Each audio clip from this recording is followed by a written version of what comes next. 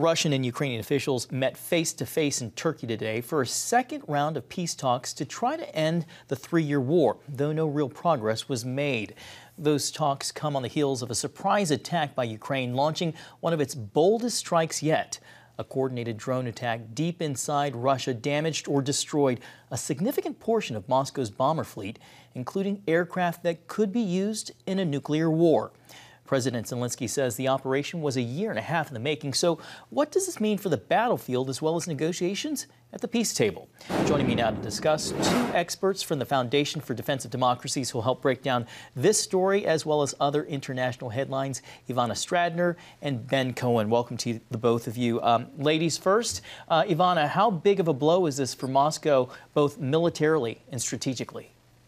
This is immensely important. This is probably one of the most important attacks since 2022, because more than 100 Ukrainian drones actually targeted air bases deep inside Russia, aiming specifically at nuclear-capable long-range bombers. It was just an incredible operation because Ukraine actually used trucks and smuggled drones inside Russia, and they were close to 4 Russian air bases. So Russian analysts and bloggers call this Russia's Pearl Harbor, and there is a good reason why they analyze this in this way, because this is important militarily and strategically. So Zelensky basically stated that 40 Russian aircrafts, which is 34% of Russia's strategic cruise missiles carriers, they were targeted. And their Ukrainian security service, they claim that this actually costs Russia $7 billion. But this is not only important militarily, this is immensely important also strategically, because this shows Russia's weakness. Russia, of course, downplayed this whole situation, but it also shows that Ukraine will not give up, and this will actually strengthen Ukraine's position in talks. Because make no mistake, Putin does not want to have negotiations in good faith. Some people may wonder, if this can actually escalate the war. I don't think so, because the only language that Putin understands is the language of power. So he's just buying more time, to reposition the military and continue with the attacks. And this war will not stop at Ukraine unless we stop it before that. Costly both militarily and strategically. Ben, do you have anything to add to that? No, I think Ivana is absolutely right. And I think the key point is that this incredibly audacious operation has weakened Russia militarily. But I don't think that we can rest on our laurels and assume that the war is won for Ukraine, or that Russia doesn't pose a threat to other frontline states in the region, in the Baltics, in Eastern Europe, that could potentially face Russian aggression down the line. I want to follow up after just citing this. Russia and Ukraine, as we mentioned earlier, are meeting in Turkey. They only agreed to a prisoner swap in Turkey. Ivana, as a follow-up, does the strike, as you suggested, strengthen Ukraine's position in the peace talks, or does it risk escalating the conflict even further? I actually don't think that this might escalate. I'm quite certain that Putin might complain to Washington how actually Ukraine didn't show any effort to negotiate. Because as I mentioned earlier, Putin really understands only the language of power. And Ukraine understands very well that the only way that Ukraine can negotiate with Russia if they put Russia on the defensive. Because Russia can always just pack their stuff and leave Ukraine if they believe that this war will end. But as I mentioned, I'm very concerned that Putin just wants to buy more time to reposition his military and to continue, as Ben emphasized, already different security services from the Baltic states, from Poland, are warning that this war might not end at Ukraine. All right, a lot happening in the world. I want to move on to another topic. There's another set of high-stakes negotiations brewing right now in the Middle East. Iran now appears poised to reject the latest U.S. nuclear proposal.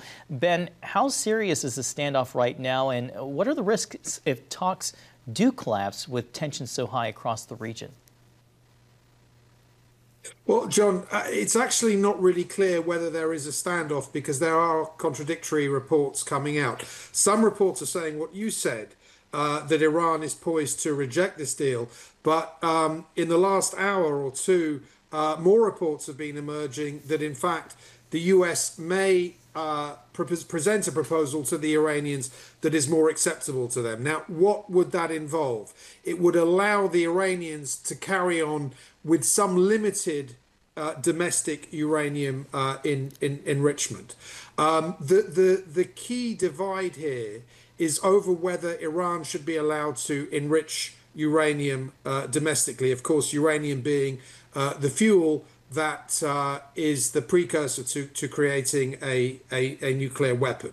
Now, publicly, the stance of this administration has been that Iran should have no enrichment capacity at all. President Trump has said that in recent days.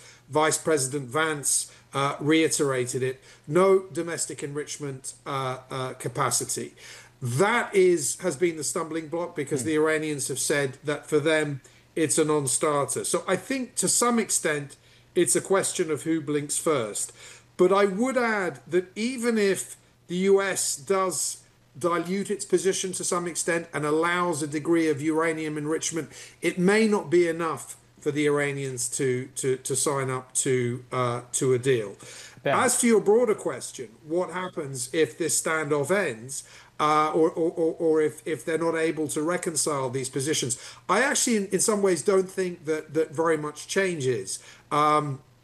In the sense that I don't believe that Iran is pursuing these negotiations in good faith to begin with. I think it's a delaying tactic. You know, we've seen several intelligence reports in recent days that would underline that. Ben, we just have a few seconds left, but while I have you, I want to ask you about Gaza and some disturbing reports of civilians shot while trying to collect aid. Israel insists it didn't fire on them while Hamas says otherwise. How do we cut through these competing narratives in the few seconds we have left? Well, I think, look, really what was leveled at Israel yesterday was a blood libel. You had a lot of media outlets claiming that Israeli tanks had opened fire on innocent civilians without really checking the evidence here. And we've seen that rebuffed by both the Israeli Defense Forces and also by the Gaza Humanitarian Foundation, which is this private agency that is delivering aid in Gaza. They have denied that there was any firing by Israeli troops, and they've actually provided video of masked men, presumably Hamas gunmen, opening fire on those civilians. So I think what it shows is there's a real aid crisis in Gaza, and the international community needs to think very creatively about delivery mechanisms now. I wish we had more time. Ivana Stradner and Ben Cohen, both with the Foundation for Defense of Democracies. Thanks so much for joining us this evening.